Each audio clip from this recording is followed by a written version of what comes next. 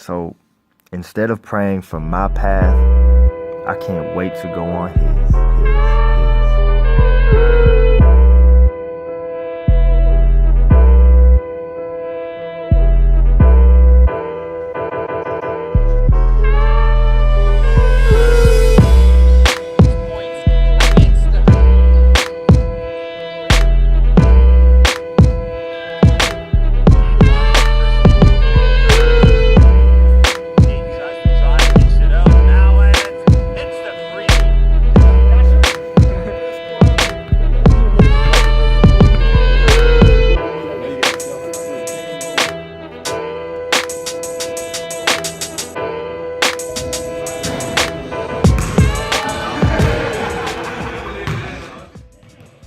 You know, sometimes when you get on God's path, you can go to places you never thought you would see. For me, that was playing in Italy.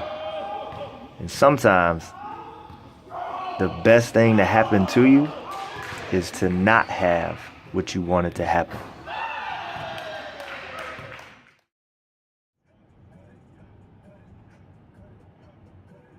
After Italy, I ended up going to Canada, and I was really excited for this opportunity because I was going to be close to home, and I signed for a good deal. Everything seemed to be moving in the right direction. I had a good training camp, and I really started getting close with some of the teammates. We definitely shared a lot of laughs at the nonsense that we had to go through, especially with the weather. But as far as the basketball went, I was holding on to so much anger. I was so upset with my situation because I wasn't playing that much. And I just kept trying to focus on ways to share my light, even though I'm not playing. I thought to myself, maybe I can be an inspiration to someone else. As in, look how happy he is, even though he's in a tough situation. But by doing that, I wasn't satisfying my own competitive nature. I'm not happy. This feels fake. This doesn't feel like what I'm supposed to be doing. And I had no answers for this. So all I could do is pray. I said, God, I want to do what you want me to do, but in this culture, I don't know how to sit here and not play and still be a light. I have no voice. How can I use my talents that you have given me to bring you glory in this type of situation? I said, I just want to do what you want me to do. After I prayed that, the next day, I got let go. Now, this could not possibly be an answered prayer. Obviously, on the plane ride home, I was so confused. My mind was running so fast, trying to come up with new game plans and where will I go next and what about the money? Just overall panic, trying to use my own understanding to solve this problem. Again, sometimes God's path isn't pretty, but it's always done with a purpose. We just have to figure out what that purpose is. I had no idea, but at that time, God kept telling me, look at the evidence. When have I steered you wrong? This guy missed the layup right here, this guy. This guy missed the layup. Here he comes, coming back. Got you on camera, that guy missed the layup. Who missed the layup? So, as I was at home training, my buddy that I met in Spain actually started his own pro team, which is amazing because we talked about doing that one day and he actually made it come to life.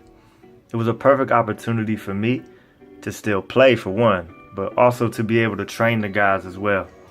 The thing that I didn't expect was the level of fellowship that we all reached. There were some nights that we were debating for hours about basketball, and other nights I caught myself sharing a word until the sun came up. The spirit was alive. My spirit was fulfilled. And it was so amazing but shocking because I was in a place that I should technically be upset. I just got released. But that never even crossed my mind. The amount of laughter and worship and fellowship that I experienced with this group of guys is something I'll never forget.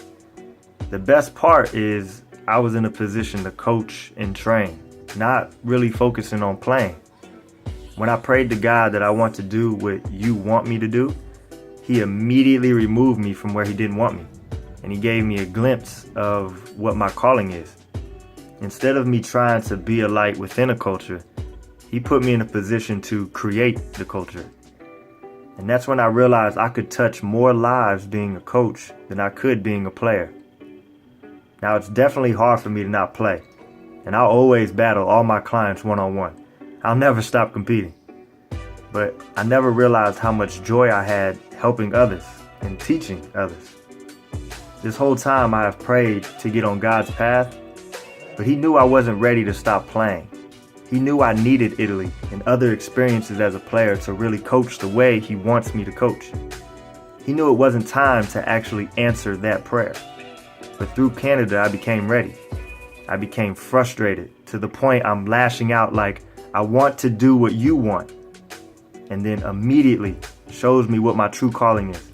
Immediately makes me realize all those times in the gym at home, those were special moments. You know, I thought it wasn't an answered prayer at the time. I thought I knew best. I thought I knew joy. But sharing the word is something special. And this time He gave me a different perspective. Non va a canestro. Malat ci prova lui. In transizione, da solo, mette una tripla pesante. E vediamo l'entusiasmo di Cerignola, dei giocatori, della panchina, del pubblico. Ci sono 8 punti di vantaggio. Moving forward, Bisogna stare attenti. I can't wait to train guys, and coach guys, and play everybody one-on-one. The goal is not to make it myself. The goal is to share the word and help others make it. It's a blessing to help others achieve their dreams. It's also a blessing I've been enough places as a player to be able to share the knowledge of what it takes to actually make it. The beauty of it is through that journey, I have found myself. I have found truth. And truth is found in God. As I continue my journey, I'll never forget this.